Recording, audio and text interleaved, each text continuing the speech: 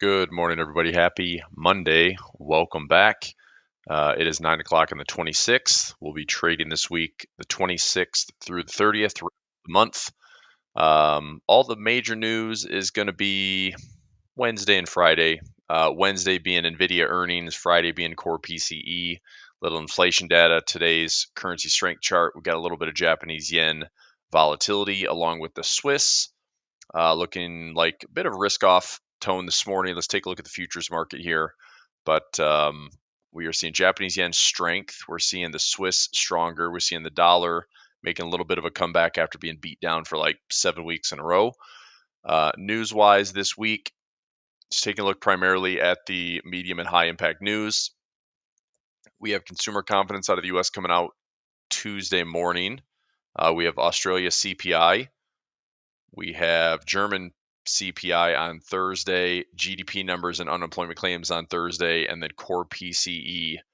That is Euro CPI Friday, CAD GDP Friday, core PCE Friday for the US, and then NVIDIA earnings. Let me go into my little editor here. Notable earnings this week. Kind of middle of the week stacked up. I have some personal exposure in Chewy. Maybe looking for if there's a potential squeeze in KSS for retail, Abercrombie & Fitch, which was just ripping the last couple of years. Affirm Holdings to check and see what buy now, pay later looks like for consumers. CrowdStrike for the tech space. Salesforce, same type of thing. CRM and a tech firm, and then NVIDIA, one of the top, I think it's right now top two behind Apple. NVIDIA after let's see, we had a 35% pullback in NVIDIA, 42% rally. Still not back at all-time highs, but close-ish. And we'll, in earnings, price to perfection, get it back to all-time highs again. Is it something that we should be considering fading, or is that something we just get long? If there's any downturn in NVIDIA, I would imagine that's going to drag the market down as well. Thursday, a couple of the notables here, Best Buy, Marvel Technologies, Ulta Beauty, Lululemon. And there's plenty more. I mean, there's only 124 companies this week, so this is a list of maybe 25 to 30. But I can take a look and see if there's any other notables that stand out that'd be interesting to trade. Let's go to primary watch list here, starting from top down. September. Historically speaking, September is usually a rough month for stocks, over 70 plus years, averaging down about 0.7%. 0.7% is really nothing, but it's historically a bearish month. So let's see here. This is month over month. I'm looking at September. So we finish up this week in August. The last 10-year average is about 0.92% to the downside in September. 70 plus year average is 0.7%. Inflation data on Friday, will it, be a disappointment? I mean, it's core PCE. I'm curious what the year over year looks like, because at 8:30 a.m. we just have the month over month. But are we coming in hotter than expected or not? PCE is the change in goods and services that everyone is purchasing. So if that's higher, that means that things are more expensive. If that's lower, that means that things are getting slightly cheaper. The Fed had a big pivot last week with Jackson Hole's Powell's speech at Jackson Hole on Friday. The market was not able to get to all-time highs, but it tried. Let's say good morning to everybody here. Angela, good morning. Jacob, good morning. Gary, good morning. Rev, Chris, Willard, Keith, good morning. Let's have a good week indeed, for sure. Let's do this. Good morning, everybody. Happy Monday. Busy week ahead. Wednesday, NVIDIA earnings. I'm just typing this in the chat right now. And Friday, US core PCE. All right. Probability for a rate cut still remains high. 63% is what I saw last night when I was just reviewing everything. 63.5%. This 50 basis points cut is not done. There might be some number changes possibly this week, but as we wrap up the month of August, going into September, uh, the Fed still has a few more data points to get through. I do wonder. Let me go to. Let's see here. If I go to let me go to. I've got this workspace called SimTech right here. Just take a look at some really simple indicators. So if we were to go higher, we did come off of this nice little Keltner channel low. We had a crossover in the MACD. We hit RSI oversold, and just it looks pretty simple on a daily time frame. On a weekly time frame, however, I'm wondering what the MACD looks like if there's actually a momentum to the upside here. So we're coming off of a pretty shallow retracement. I do have a 21 and a 50 EMA. Did I put in? That's the Keltner channel. So I've got the 21 and 50 EMA, and we bounced off the weekly time frame 21. So we opened below, we closed above, and started to rip higher. We are sitting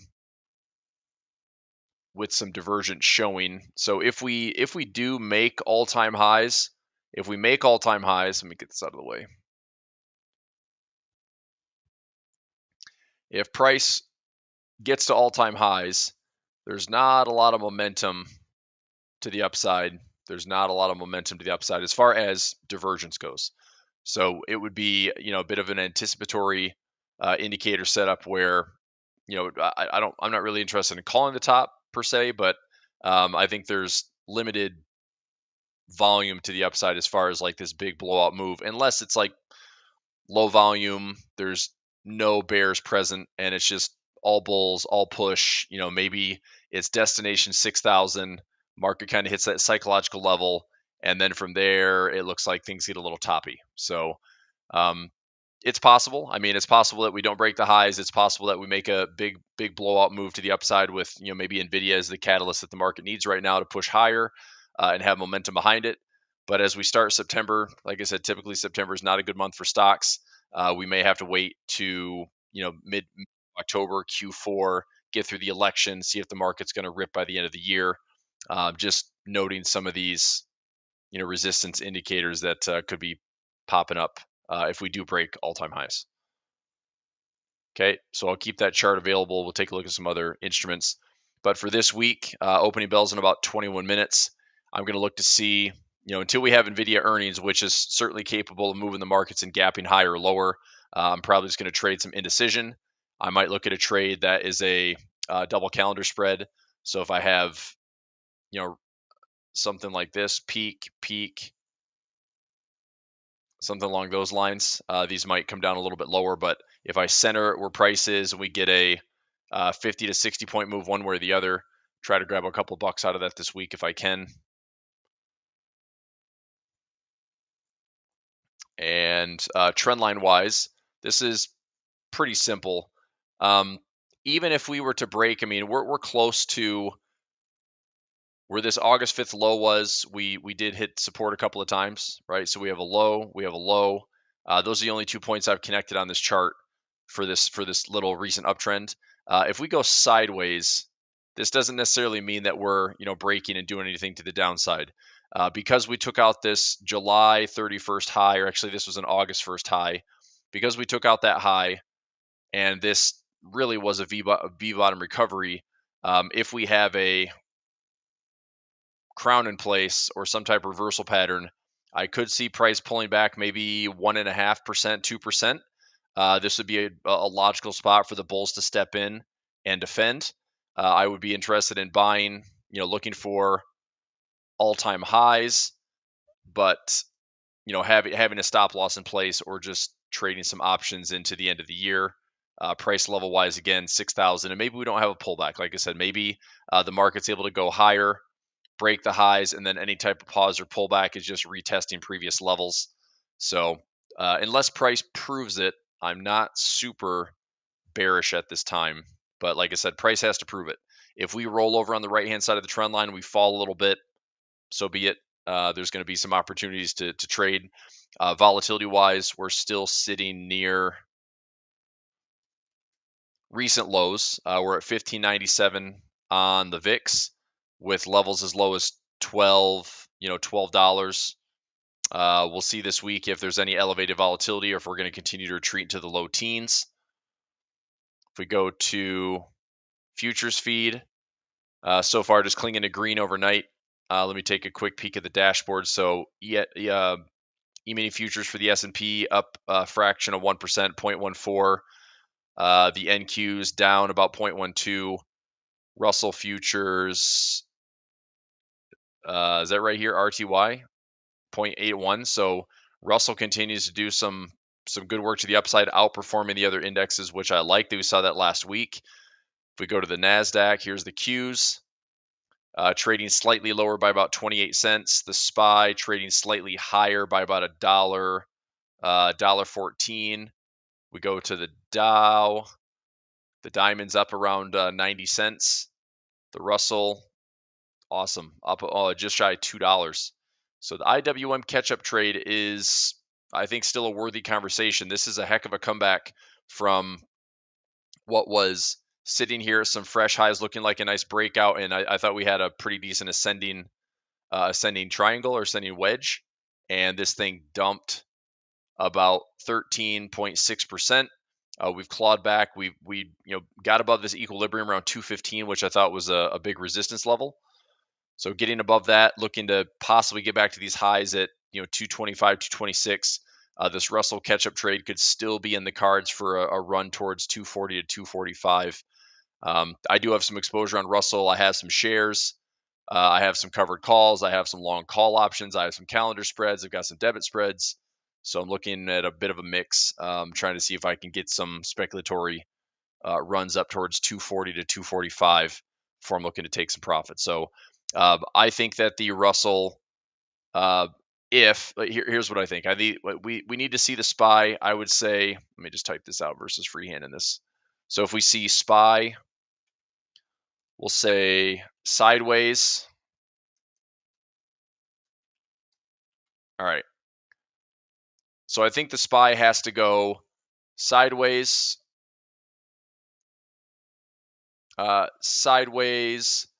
slightly higher, or obviously up. Okay. Same thing for the Qs. And the diamonds can go sideways to slightly higher to up. And then I think this helps spur along mostly an outperformance by the Russell. If the SPY is down and the Qs are down and the diamonds are even sideways, I don't think the Russell is going to be able to go up and outperform. That weird little glitch we saw back in July where the Russell had that big rip and had one of the biggest rallies beyond the Qs. I mean, the Qs were down like 3, 4, 5%, and the Russell was up like 13%. You can see what happened shortly after, right? It's like that. That was kind of the breaking point where the market couldn't sustain the healthy, kind of broader lift, and so it broke. There was kind of rotations happening all over the place, and everything ended up falling from mid July into that August 1st, 2nd, 5th combination, which was a pretty nasty 3-day route. So I think if the Russell's going to get higher and have a chance to get to all-time highs, we have to see steady markets elsewhere. As we come into September, something tells me that we're not necessarily going higher. I'm still very interested to see how Q4 looks for the markets this year. We'll get to that, Rev. Yeah, I'll take a look at oil and gold in just a moment. But does that make sense? So, I mean, I like the trade on the Russell, but I think for the Russell to, have a chance to get to all-time highs, we're going to have to see steady, if not, slightly higher, broader market. So, large cap up, SPY, and maybe SPY outperforms. Maybe SPY outperforms tech a little bit. I mean, it's essentially become like top 10 wise about the same thing. Top 10 S&P has very similar names as top 10 Nasdaq, and then the Dow is obviously a little bit different, a little bit lower volatility, but I still like the Russell quite a bit actually. Dollar index, we are at 100.84. I'm interested to see if the 101 level holds in any way, shape, or form. Here is a 1 hour time frame. Pretty good spot right now. In the short term, if the bulls can get the dollar index back above, let's say 101.60, I would no longer be interested in looking for selling on the dollar. So I have a trend line right there. If we do break this trend line, we have a nice little pocket from last week. If we do break this trend line, we could look at a tight stop loss to see if the dollar wants to come back up on the right-hand side of the trend line and actually give us a bit of reversal pattern. We should know this correlation of dollar is gaining strength. That's probably going to be putting some pressure on the stock market to the upside, meaning dollar gets stronger, stock market's likely going to get a little bit top heavy, and we might see some retracements. If we look left on the dollar on the weekly time frame, there's still room for the dollar to drop. So high to low, lower high to lower low. This symmetry on the dollar gets us down to 93.50. I don't know if we're going to 93.50 in a straight line. We have had, for the most part, 1, 2, 3, 4, 5, 6, 7, 8. We've had 7 of 8 weeks bearish on the dollar. So that is a pretty substantial route to the dollar coming back in these multi-year ranges. So we've got a low here in January 2023 right at 101. Again, testing 101. A little bit of a fake out there that actually tested 100 but ripped all the way back up here for crazy dollar strength. Back again for the holiday pivot at 101. So you can see why I'm watching this 101 level pretty carefully on the shorter term time frames. All right. So like I said, I could see a short-term pullback. Dollar pulls back here, hits the backside of this wedge, and then there's more dollar weakness. I'm still of the belief that if we're going to see a higher stock market for the end of the year, the dollar's probably going to be what's sacrificed the most. If we have risk on trading, the dollar's probably going to get hit pretty hard, which means Aussie, New Zealand, Euro, Pound, probably the CAD. I wouldn't necessarily put in the Swiss and the yen with those like really strong moves. I think it's going to be driven primarily by the dollar. The yen and the Swiss, I think, would both show some risk on trading, meaning Swiss is weak, yen is weak, dollar's weak, and we have some of those other risk on currencies doing pretty well. I'd say against the dollar, primarily Aussie, New Zealand, Euro, pretty well. Pound has done fine. Not my particular favorite currency, and more expensive. I mean, pound pairs are still like 5% margin, so kind of avoiding the pound pairs right now just to trade what's a little bit cheaper at that 2-3% margin versus 5. So that's the dollar. Oil. I've had a pretty nice turnaround in oil. Probably not for the right reasons. Middle East tensions, news. We also have some U.S. demands. Middle East tensions. There's your rally. So this is. I mean, I'm long on oil, so I hold positions in CL, and I'm long.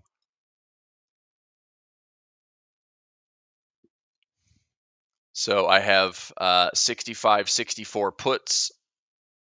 I have 65, 55 bull put spreads. Trading a little bit on the future side with some, with some sell puts around this 67 to 65 zone. I mean, oil with this turnaround, equal lows in here. If it's just kind of range bound, okay, fine. Do we have a tension related, not necessarily like healthy global demand, but just like tension related, escalated tensions? Is that why oil is rallying? That's okay, but I mean, I'm not necessarily trading geopolitics. I'm just trying to trade structure. So I think support is solid down here. If we come to the upside, that's fine. Do we end up having a capped move around $90 to $95 and just stay in the range we've been talking about for the last, I don't know, couple years? I mean, once we stabilize back here in late 2022, we've been kind of bound by this range, 90, 95 resistance, $65 support. And I mean, I don't know, maybe oil is even giving us something more indecisive. We could be getting to something like this on oil, where eventually this is going to have to break and go somewhere else, right? So I still like the horizontal levels, but if you narrow this, we do have lows, higher lows, high, lower high, right?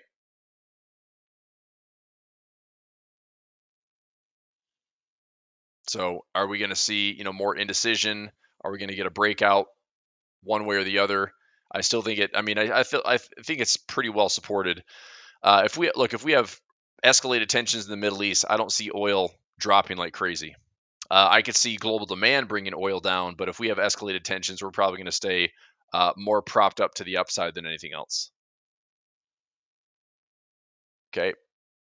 British bank holiday today. Okay, good to know. Happy Gilmore 2 is coming. Yeah, that'll be interesting. I think Shooter McGavin needed a movie, or Adam Sandler just got bored. But there's no Chubbs Peterson, man. That's the downside. Carl Weathers passed away, so Chubbs was a great character. All right, let's go gold. Gold trading 25.24, sitting near all-time highs. I'm still looking for a. Let me check this chart here. Let's go gold. So gold is well above the 21. This is the weekly time frame, well above the 21 and the 50. Let's go to the daily time frame. Yeah, I mean, just from simple like trade mechanics and trends. I mean, we are getting higher prices. The MACD is slightly divergent, but I mean, I don't love the histogram and I don't like the relative strength. So I'm not saying that it's overcooked and it's going to start, forming tops or anything. But I could see just more, I don't know, just more chop, more sideways, more sideways up here before there's another catalyst to kind of drive it higher. But as I've mentioned before, this is to me this is a pretty healthy bull trend just because we have good structure. Every time we've had a push, we've had a pause, push and a pause, push. If we continue to kind of go sideways here, that's a good thing to then look for a breakout to go higher.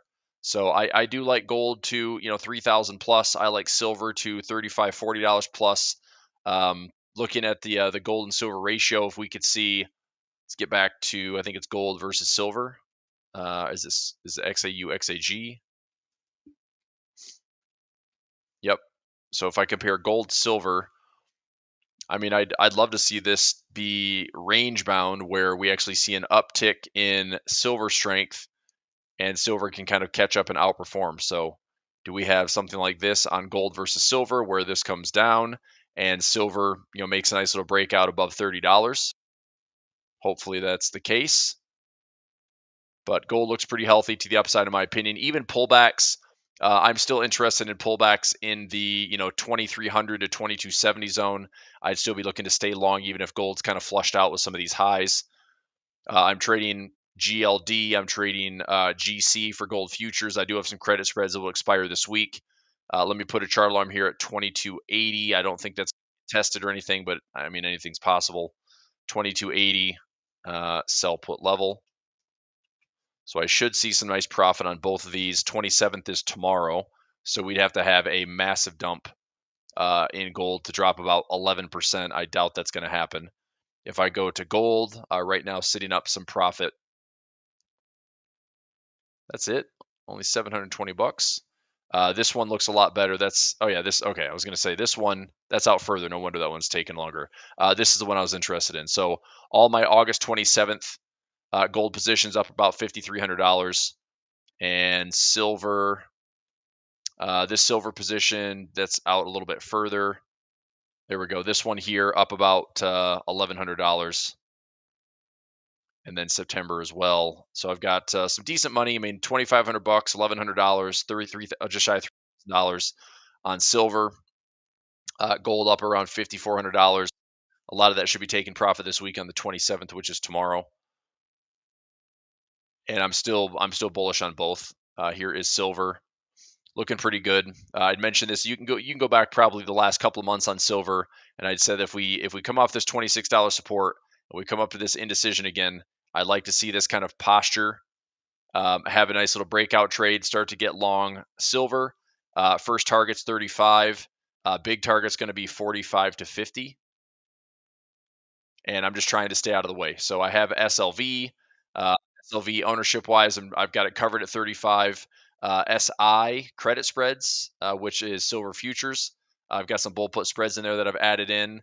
And I also believe that I added in some puts as well. Let me double check those positions. I think I just put in some puts. If not, I will add some more. Let me check on just a couple of accounts here. So if I go SI, here we go. So SI, January. That is a naked put hedge with 2 longs for a net credit. This one is is this a broken wing? Looks like it. I think that's a broken wing butterfly. Those all come together for December 26th. I'm looking. December. Yep, did a broken wing butterfly. Let's see what this trade is. Okay, so I've got a profit trap there. Right around my pin price. I mean, I doubt I'm going to get a profit trap. I'll probably make $200 on silver if that's just a single trade. But I'd like to, I don't know, I'd like to maybe have a little bit more exposure on silver. But let me see. I'm going to check a couple of credit spreads here. If I go SI and put in some more credit spreads at these lows, I might do that today. Go SI, stop loss below 2650. Probably put in a couple more credit spreads. Maybe see what September, October look like for credits. So just putting some stop losses. Define risk credit spreads 2650 or lower. Keep an eye on that. But I think silver looks good to posture higher. All right, so that's gold, silver, Bitcoin. Making a nice little run. This would have been last week on Friday. So Friday, nice little nudge to the upside. I still see lower highs and lower lows for right now. That's not a downtrend. That just means we're still, showing resistance up here on Bitcoin. But the bulls are trying. If the bulls just keep kind of pushing higher, let's see what happens at this range. If we get to, let's say, 65,000, does that turn and head back down and we have support, support, support, support? Maybe, right? So resistance here, support here. The big breakout would be if Bitcoin gets up to these highs and pauses. What gets really exciting for a run on Bitcoin would be, maybe a weaker dollar, maybe steady in the stock market. Risk appetite's pretty healthy, and all of a sudden we're talking about this, next big move towards 100K. So Bitcoin could get pretty exciting if we break above 70 to 75,000. If it stays within this range, then it's more of an accumulation phase than it is anything else. But something to watch. Okay, so if you're trading Bitcoin, you've probably heard of MicroStrategy. It's they have, I don't know how many. I think I calculated between Michael Saylor and MicroStrategy itself. I think they have something like $6.5 to $7 billion, or maybe $13 billion if you include both of them. But it's an obscene amount of actual value just tied up in Bitcoin. I mean, their balance sheet does have Bitcoin to it, but doesn't really matter. Since they did do the split, there was a 10-for-1 split on MicroStrategy, so I did put in some broken wing butterflies and ratio spreads. I don't mind having some exposure here as far as owning the shares and kind of taking this trade correlated with Bitcoin. Ethereum, we're trading at 2736. We're still quite a bit lower than the support level here at 28. I think this is a big hurdle that Ethereum needs to find. Right in here, if Ethereum can get on the right-hand side of this trend line and above this 28 handle, then it looks like we might be putting in a bit more of a low. I'd like to see something like this on Ethereum. If we're going to get to all-time highs, we're going to have to spot some type of bullish pattern. Okay. Copper turning off the lows. I have a naked put down here, 3.2 with a hedge at 2.5. But I'm overall, I mean, this is not the spot that I'd say I'm super bullish on copper. I'd say this would be copper had a great run. Copper's retraced a majority of that. Now we look to see if it just stabilizes. So if copper is going to stabilize in here, okay, fine. Maybe we come back up. But even if we stabilize, there's still trades in here. I mean, we can trade ranges, use options, trade ranges, or at least I don't mind doing some puts. Japanese yen, here's JPY futures. So JPY getting a little bit stronger. Nikkei struggled a little bit today. Lots of small candles here for the last 4 to 5 trading days. So I think we should still continue to watch the Nikkei pretty closely. German DAX just off of these all-time highs.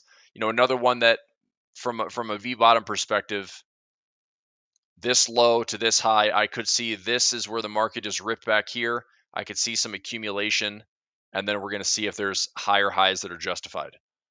So as we're sitting near these highs, I don't think that we just necessarily go all the way up. I think that we can, come back to highs, come back to them, consolidate a little bit, and then make sure that this is a justified move. I think the U.S. market does the same type of thing with the S&P and the Qs. We obviously dodged a bullet with that August 5th sell-off and having such an aggressive buying interest off those lows. But I don't think we just go straight up, through the all-time highs without pulling back or having some type of sideways accumulation. FTSE, same type of thing. Retesting this level. We're not quite at all-time highs. If we get here with some accumulation, some more range-bound trading, are we going to see an actual, breakout occur? But it obviously looks a lot better now than it did on that bottom in August 5th. Hen saying this is China on the right-hand side of the trend line. China's red today, but we have a couple of candles on the right-hand side. I'm watching China pretty carefully. Pullback in Brazil, Mag 7 flat. We'll likely have NVIDIA earnings. All eyes on NVIDIA this week. We're at 130. If there's a big move in NVIDIA prior to earnings, I don't know if that's good or bad, but I'm going to take a look at some trades today on NVIDIA and see if there's anything else. Tesla, I'm out of right now. Ratio spread with some profit. I took a couple credit spreads, made some profit on it. Now my ratio spread's all the way down to like 115. So I don't think there's any chance for me getting assigned of Tesla. I'm just going to pull in some credit. TLT, this is the bond market. I have a symmetry play up towards 105. I have a diagonal spread that's a sell call is at 103. Rate wise, the yields have been lower, the bonds have been higher, the 2 and the 10. So we're about 12 basis points inverted still, and we'll see if that continues to remain inverted.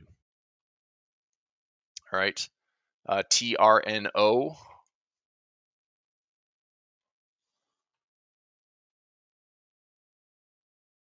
Certainly a nice play off the $50 zone. I'm just objectively looking at the chart here. I'd like to see a pullback if possible. So low, high, any pullback or accumulation in like the mid 60s. I think that'd be a good spot to start establishing some positions. But I don't like buying it at the highs. I'm out of that right now. So yeah, I'll set a chart alarm here like 64. See if we get a pullback towards 64. So that's it. Let me take a look and see right here, SPX. Let's go 5-minute chart. Trading at 56.51. So directionally, we're trying to make a push. We're trying to get to all-time highs today. Maybe. Let me see. So let me go SPX here.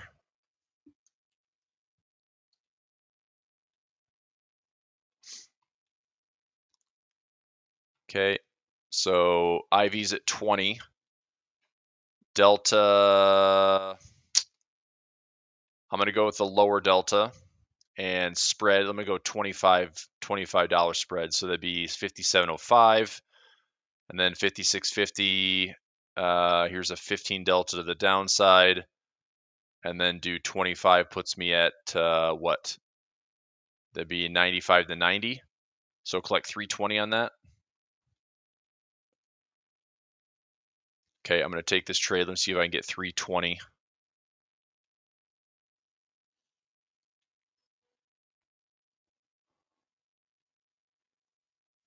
$315, $320, $325. Try to get 320. It's not filling. All right, I'm going to try for 315.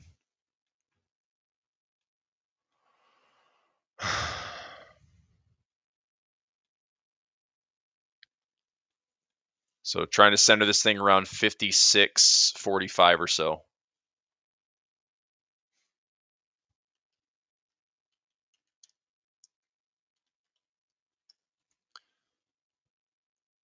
Let's go here. Place. Sheesh, man. Give me $3.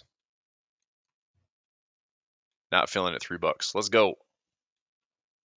And then if I get a $3 credit, going after a 45-cent debit.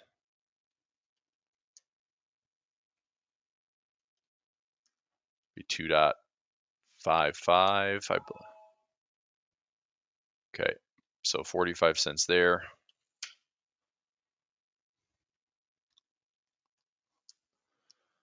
So that was a 56.80 by 56.15.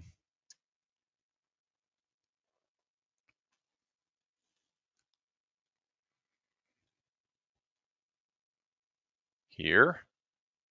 1, 2, 3, 4. Let's go 2.55.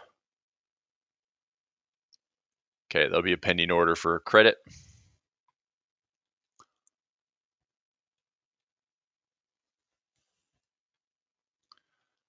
All right, so a little bit of that action. And then if I go, I was looking at something SPX wise. I did a lot of testing this weekend. Let me see if I can bring something up here. Let's go to, let's open up a option Omega.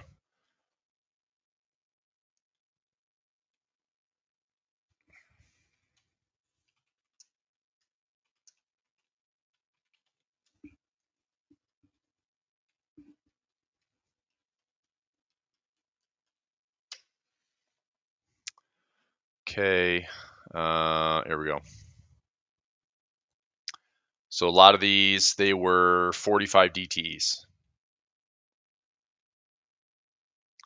Pretty ridiculous amount of profit over. It's not a huge period. I mean, this is only an 8-year period. I looked back to see when did the SPX start offering Mondays and Friday expirations, or Mondays and Wednesday expirations. So basically, I'm looking at a 45-day at the money credit spread. And so what I thought about was if I took this trade and the average credit is around $2, I want to see if I can take a partial hedge for the same duration on possibly an ES feed. So if I'm, getting 210, I just want to price this out for a second. Let me do a 45 DTE. Let me see what this looks like. So if I go out on SPX, we can go to 46 days to October 11th, and I would just do a bull put spread. So I can do it at the money.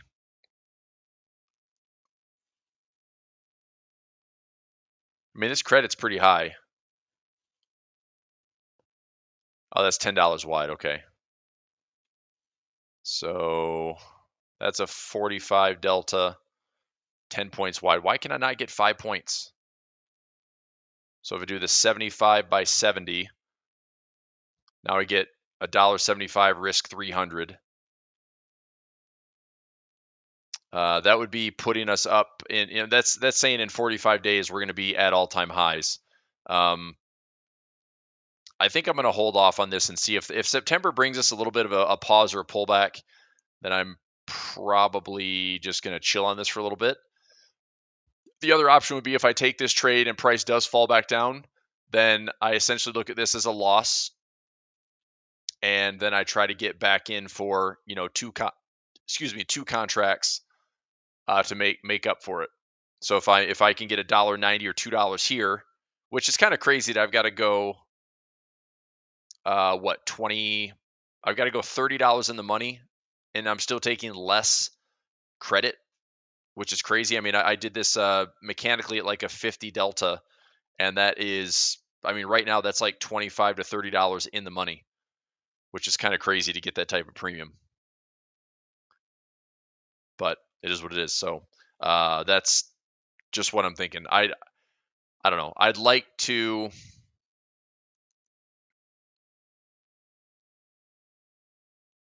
If I go back to SPX, I mean, I'd like to just be long and stay long, but the weekly candles, just a lot of volatility here. I'd like to see a little bit of a acknowledgement that September is not always a great month for stocks, and so if we have a little bit of a pullback, what I'll probably end up doing is any type of dipper pullback that finds some type of balance. Doesn't have to be a lot, but if we pull back into this area or this area, probably doing some bull put spreads in here and looking to see if we can get back to the highs and stay there for the remainder of the year. Um, Actually, another trade I want to look at right now would be centering price. Let me get into my option software and price this one out.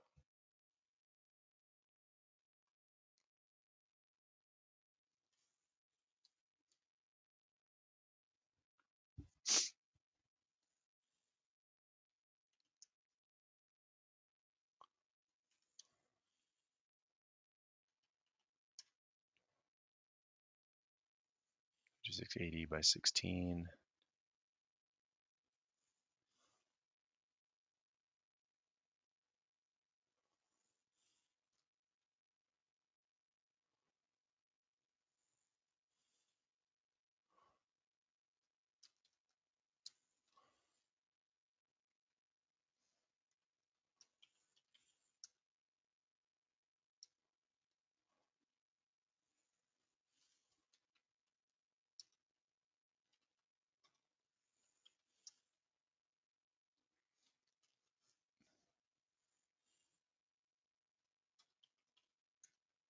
Then a 55.90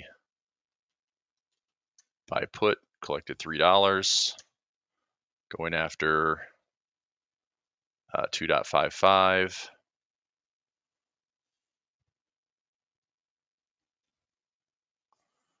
Okay.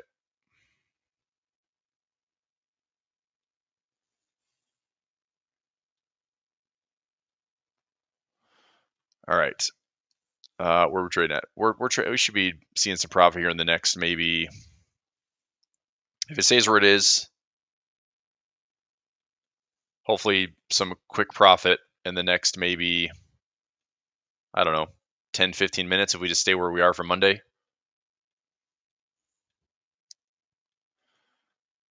All right.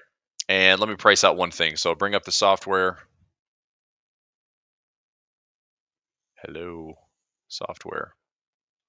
Oh, I think I brought it up there. There it is. All right, logging in. So anything that stands out today? SPY, real time, decent strike.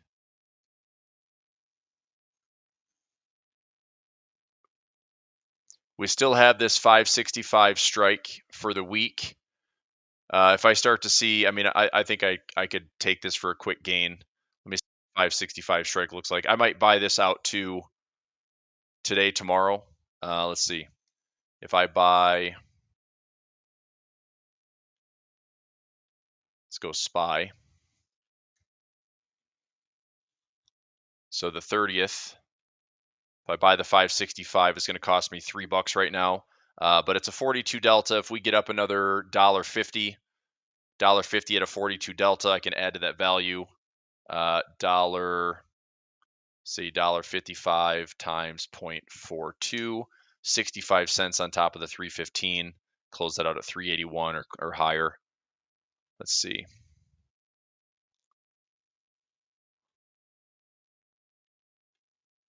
I mean, everything that I see right now with my gamma squeeze index is looking for price to gravitate higher. So I'd like to, I don't know, is it cheaper to pay $3 today and let the week do its thing, or is it better to do like a 0 DTE and put a trade in and hopefully I'm right today? I mean, honestly, it might be cheaper to look at a 0 DTE and do it like every day this week. So if I did a 0 DTE, this is only going to cost me 46 cents. I mean, that's crazy cheap. But I obviously could be dead wrong if price doesn't get to 565 today. So let me look at tomorrow. Tomorrow, it's going to cost me $1. It's a 36 delta.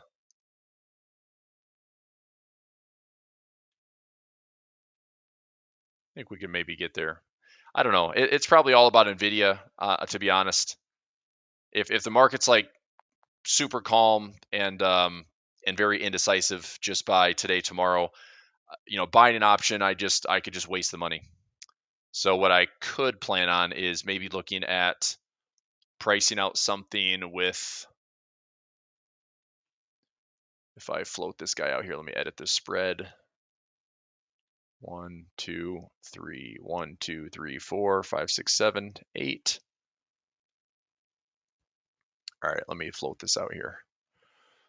So either I keep this really simple with let's remove some of these legs. I can do the reverse iron condor, so I can buy and sell that, and then buy and sell. So if I want to start somewhat neutral on price, this is going to be a SPY trade.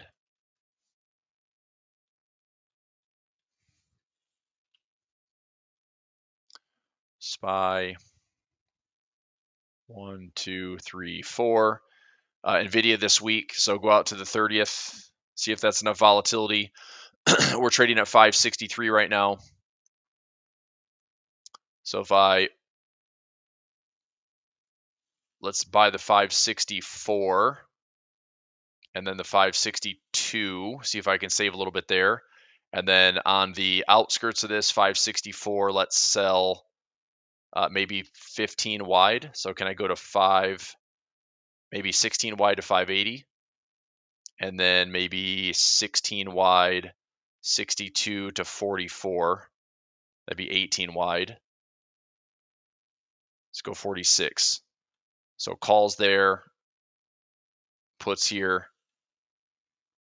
It's a reverse iron condor that's going to cost me $6 for potential of $16 one way or the other. That's not a bad trade. I'm going to take this trade. Let me throw that in there for a sec. So if I went out to Friday, if I go out to Friday, take the trade, we have some earnings on Wednesday. We've got earnings this week, but it's light. It's just NVIDIA is going to be the big influencer. For the week, can we actually go somewhere? The weekly average is around, what? Oh, I need to go to SPY.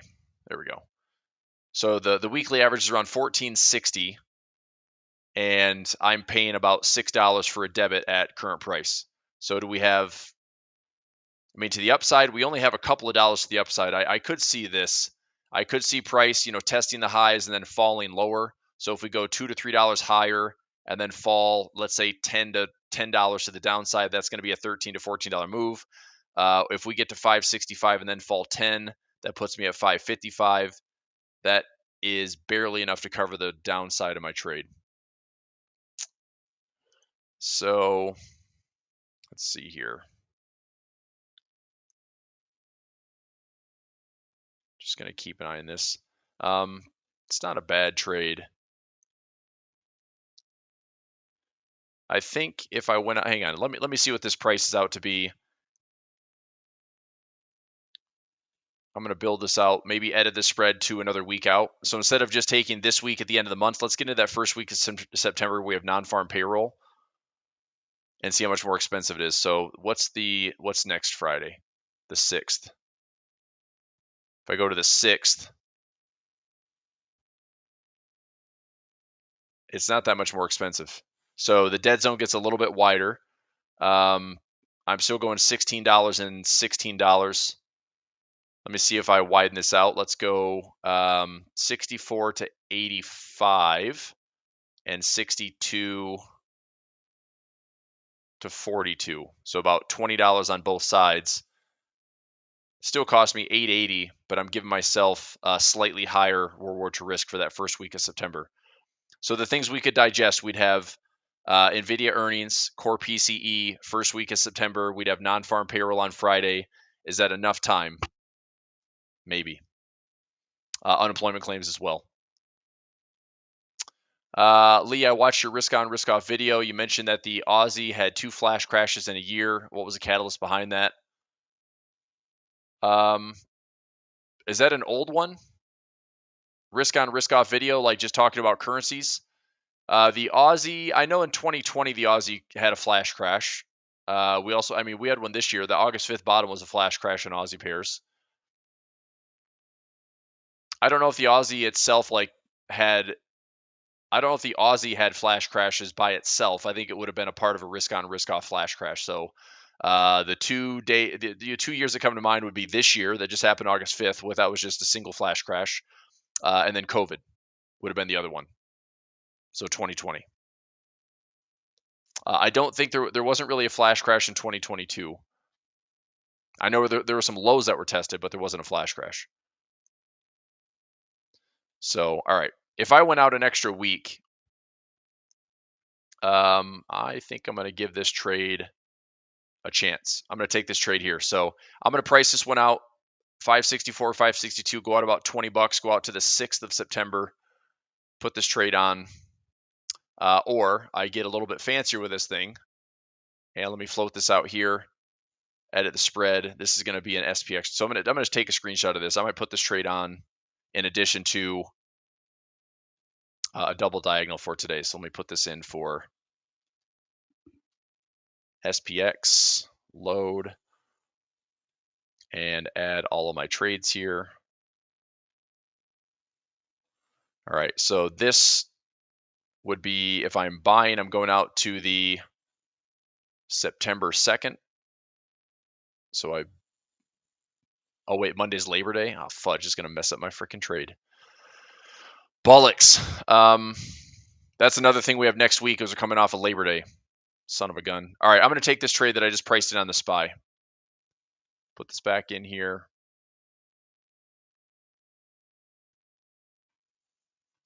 Let me get this trade up and running. So positions. If I go SPY, trade, go out to the 6th here. Buy the 564, buy the 562, and I'm going to sell the 85. See if I sell the 80. Let me see if this is $16, and then this would be 546.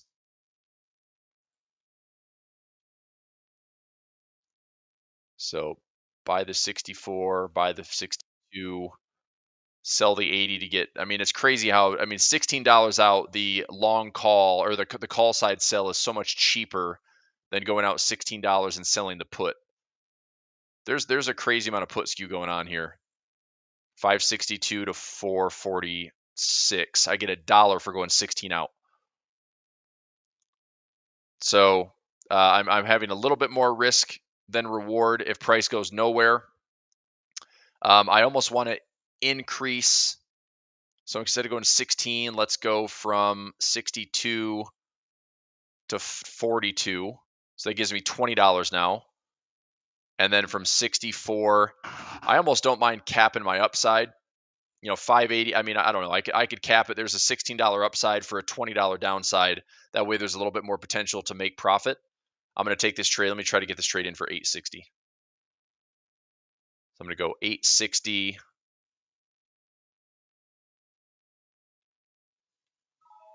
Fill to 860. All right. So I'm going to get this in.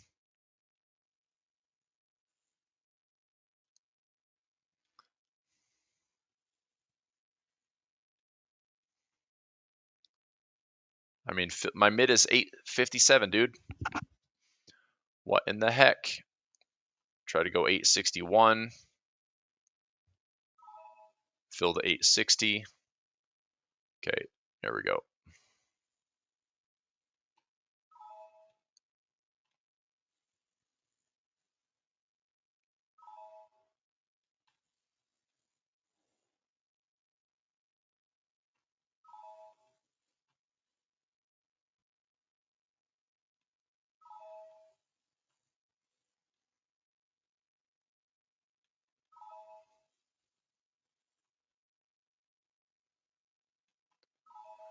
Okay, so there's that.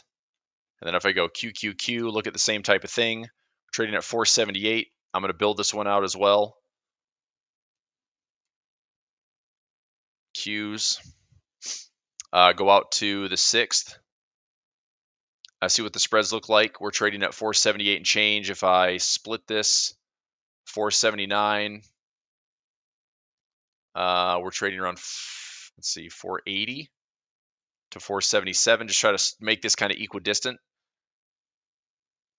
It might be better. This split's okay. So if I go 480, let's go 480 to 500, 499 and get $1, and then 478 to 458. So I could pay 1091. Probably pull back on the downside a little bit. That would give me 80 to 99 is $19. $19 upside, $20 downside, and pay 1090. All right, I'm gonna take this trade for 1090. Get a couple weeks of volatility.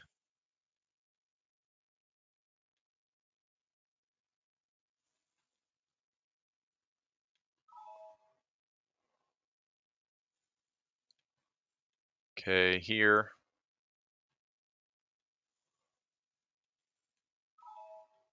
$10.90 there. 9732.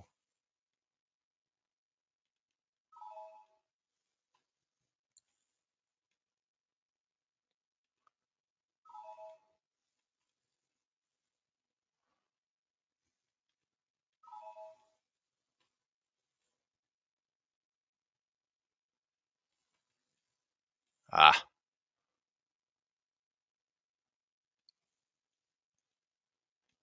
1090 fill. 1091. Filled. Okay.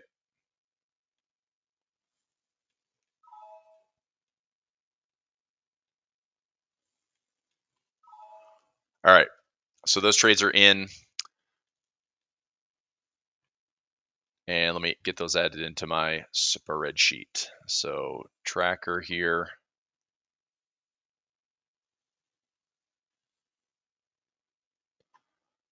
So this is a SPY. I'll play.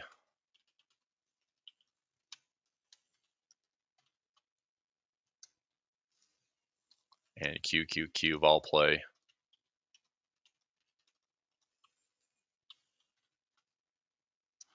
All right, so I'll track those here. SPX should be looking fine. Trading at 56.40. Just need a couple of extra bucks here.